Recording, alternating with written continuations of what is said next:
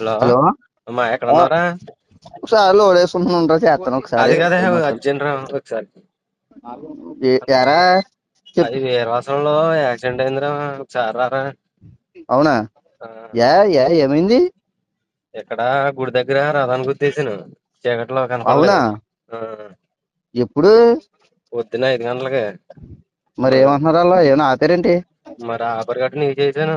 Round up చేశారు, ఆడలు వచ్చారు ఒక 20 మంది. మరి అంత కొల్లు మూసి ఎలా తోలుతున్నారా? రోజు వెళ్ళేదారే కదా. ఎక్కడ ఎందుకని ఎక్కడ జరిగింది?